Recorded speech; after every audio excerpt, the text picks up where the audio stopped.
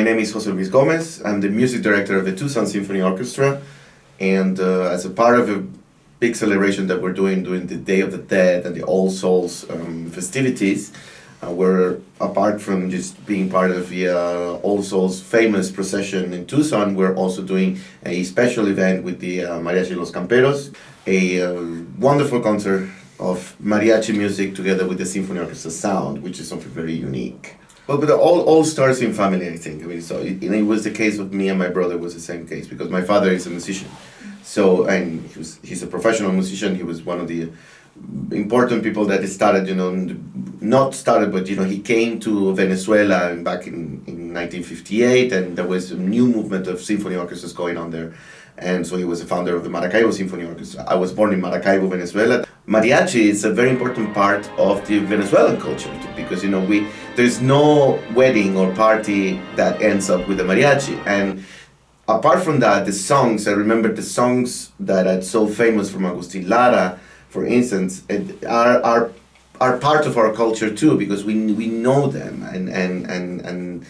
and of course it's not entirely mariachi, but the bolero form also, it's so present in our culture in Venezuela. So I kind of grew up also listening to that. My mother and my father, they knew this music, and everybody knew this music. So the connection, I don't know right now how it is, but at that time was really strong. I have friends that they started to play violin in a mariachi, in Maracaibo, and some of them are very successful now, concertmasters in Paris and places abroad.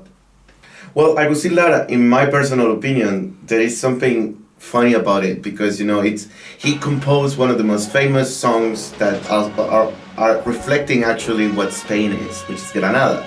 But actually, many people, they don't know that Agustin was Mexican.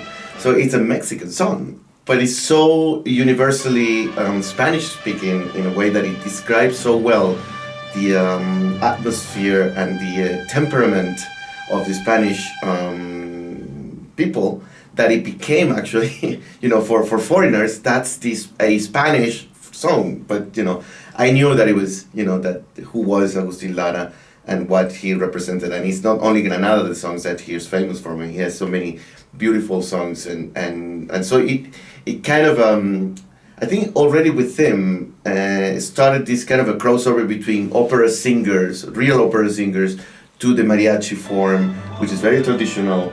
But it's just, I see the similarity in that with the with flamenco too. So the universality of flamenco and mariachi are obvious right now. So at the time that you have to perform with the mariachi, in this case, these selections are, of course, you try to convey most of what they want to do. And in this case, Los Camperos have done this, with other symphony orchestras. So they have already a very good selection of songs and potpourris that they want to do. So that's mainly what we did. Also, sometimes in these kind of concerts, what happens is that maybe the symphony orchestra performs alone. I wanted to do just the opposite. I wanted the mariachi to be in the center of the stage, and we are part of that movement, without, getting away the importance of the ensemble itself.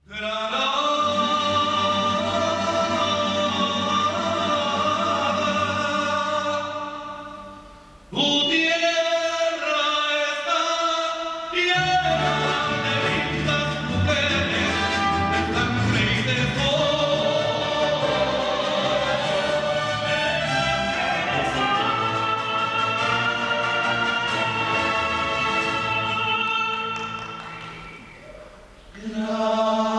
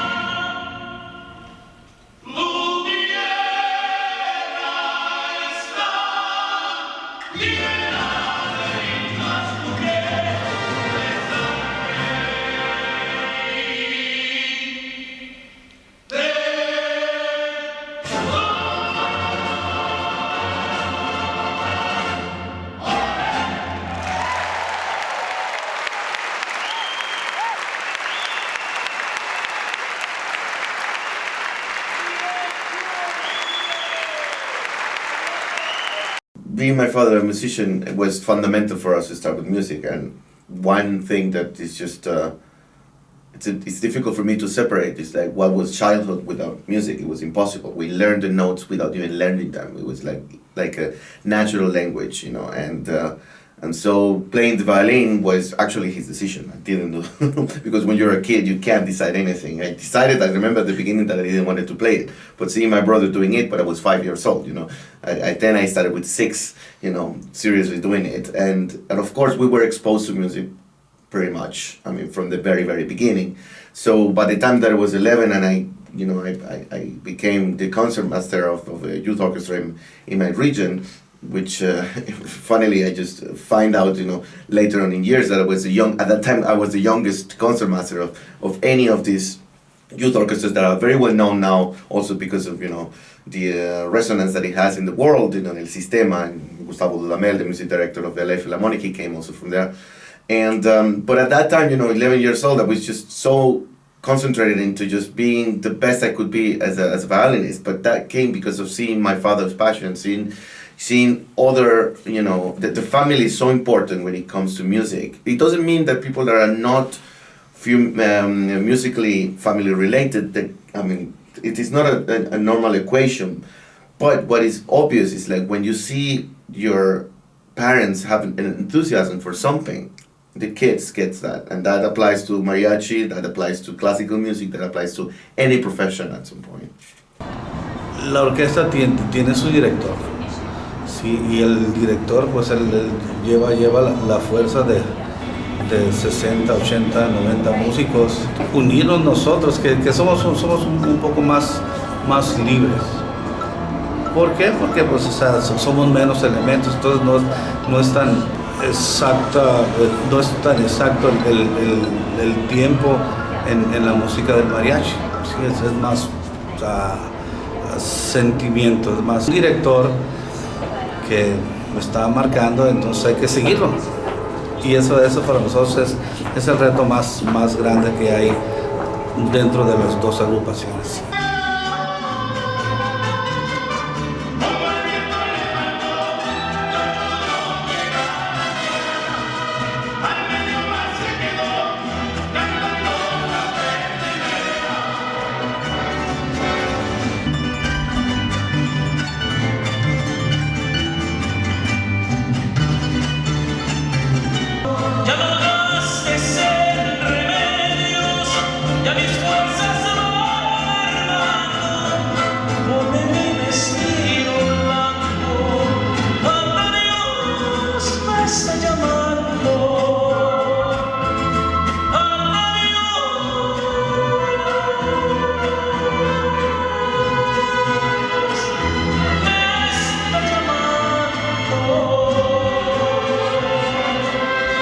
O sea, he dedicado toda mi vida a la música, entonces a veces no se da uno cuenta el camino que ha hecho uno.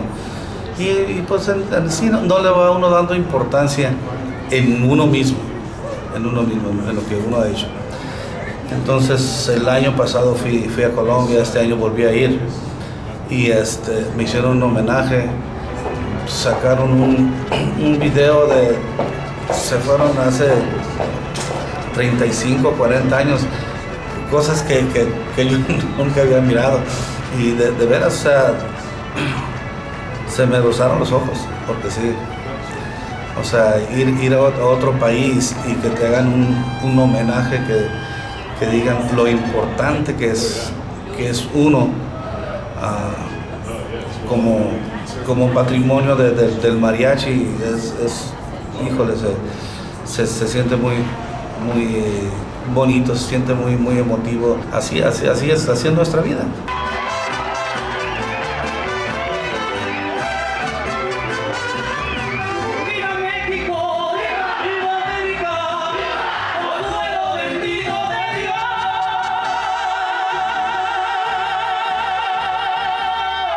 It's difficult to attract certain parts of the community because of what we do, of the repertoire, or of the situation. I mean, it's like that is something that, in a way, a symphony orchestra have built for many years of tradition, that classical music is something very stiff, but there's nothing stiff about classical music. If you look at Mozart, how avant-garde he was at his time, and he was just playing against any current or any other composers that were always fighting, conservationism or conservative approach to music. So, but somehow we became a little bit of that. So doing a mariachi show or bringing together two art forms that are not that different, because at the end of the day, it's just about music making and emotions. But colliding those two worlds makes this, part of the community. In the case of the Hispanic community, some of the Hispanic community, to get attracted to go and enter the musical. That doesn't mean that. Let's just be clear that if we look at the academic music in South America or in Latin America in general, Hispanic countries, it's so rich, especially in the 20th century, and especially in Mexico. You have composers like Silvestre Revueltas, you have, Carlos Chavez, you have reference of music, of academic classical music that are beyond barriers. So, but I understand that sometimes, I am from the thinking that I don't want to force anybody to do anything, but I have to find the way to do stuff also for other people. I cannot be just closing myself in my room and thinking only of my Mahler and my Bruckner and my Mozarts. That's something that I want everybody to get approached to, but I also want to approach to people with different things. So that's why I think the combination of the mariachi and the symphony orchestra, on the other hand, it's very natural, because you have strings instruments. I mean, you have singing, so it's not that far away. And at the end of the day, also mariachi came from very traditional, music that came from Europe, in ancient times. That's something that people tend many times to catalog stuff. I tend to just put everything in the same salad. Me and many people, because at the end of the day, this is nothing new. Many people are trying to break barriers in music. That doesn't mean that we have to do what we do, but we have to find bridges instead of building walls.